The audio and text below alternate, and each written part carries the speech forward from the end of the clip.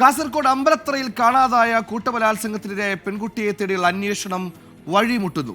അന്വേഷണ ഉദ്യോഗസ്ഥർ യഥാർത്ഥ പ്രതികളെ സംരക്ഷിക്കുകയാണെന്നും പരാതിക്കാരെ പ്രതികളാക്കാൻ ശ്രമിക്കുകയാണെന്നും കുടുംബം 24-നോട് പറഞ്ഞു. ജില്ലാ ക്രൈം റെക്കോർഡ്സ് ബ്യൂറോ അന്വേഷിക്കുന്ന കേസിൽ പ്രതികളെക്കുറിച്ച് സൂചന ലഭിച്ചതോടെ കേസ് സംസ്ഥാന ക്രൈംബ്രാഞ്ചിന് വിടാനുള്ള നീക്കവും നടക്കുന്നുണ്ട്.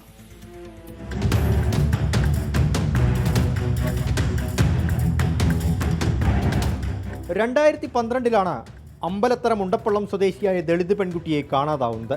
8 വർഷം മുൻപ് കാസർഗോഡ് ഒടയഞ്ചാലിൽ ജോലിക്ക് നിന്നിരുന്ന വീട്ടിൽ വെച്ച് പെൺകുട്ടി കൂട്ടബലാത്സംഗത്തിന് ഇരയായിരുന്നു. ഈ കേസ് വിചാരണയിലേക്ക് കടന്ന സമയത്ത് പെൺകുട്ടി കോടതിയിൽ ഹാജരായില്ല. ഇത് അന്വേഷിച്ചെത്തിയ പോലീസുകാരാണ് കുട്ടിയെ കാണാനില്ലെന്ന് ആദ്യം മനസ്സിലാക്കിയത്. കൂത്തുപറമ്പിൽ ജോലി ചെയ്തിരുന്ന സഹോദരനെ ഇക്കാര്യം അറിയിക്കുകയും പെൺകുട്ടിയുടെ തിരോധാനം സംബന്ധിച്ച പരാതി അമ്പലത്തറ പോലീസ് സ്റ്റേഷനിൽ രജിസ്റ്റർ ചെയ്യുകയും ചെയ്തു. പക്ഷേ 13 വർഷം പിന്നിട്ടിട്ടും പെൺകുട്ടിയെക്കുറിച്ച് വിവരമില്ലെന്ന് കുടുംബം പറയുന്നു. ആ സാറുമ്പോൾ നമ്മളെ രണ്ടാളും കൂട്ടിക്കൊണ്ടുപോയിട്ട് മദ്യങ്ങൾ നമ്മളെ കൈമുള്ള പൈസ എല്ലാം കംപ്ലീറ്റ് ഊറ്റി കുടിച്ചു. രഘുതെന്ന കക്ഷി ഭയങ്കര ഭീഷണിയാണ് പുള്ളിക്കാരൻ.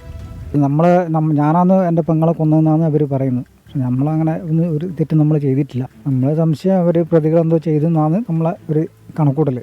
പെൺകുട്ടിയെ കൂട്ടബലാത്സംഗം ചെയ്ത കേസിലെ പ്രതികളായ ഒടയഞ്ചാൽ സ്വദേശി സെബാസ്റ്റ്യൻ, സുഹൃത്തുക്കളായ വിനു, വിനോദ് എന്നിവർ ജാമ്യത്തിലിറങ്ങിയ ശേഷമാണ് കുട്ടിയെ കാണാതായതെന്ന് കുടുംബം പറയുന്നുണ്ട്.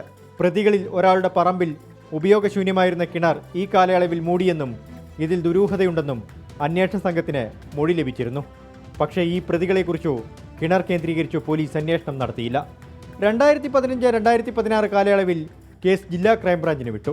ജില്ലാ ക്രൈംബ്രാഞ്ചിന്റെ അന്വേഷണത്തിലും പ്രതികളെ പിടികൂടാൻ സാധിച്ചില്ല.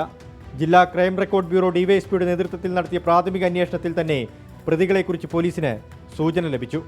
പക്ഷേ ഇതിനിടെ തിടുക്കപ്പെട്ട് കേസ് സംസ്ഥാന ക്രൈംബ്രാഞ്ചിന് വിടാനുള്ള നീക്കം നടത്തുന്നതിന് പിന്നിൽ അട്ടിമറി സാധ്യതയാണോ എന്ന സംശയവും ഉയരുന്നുണ്ട്.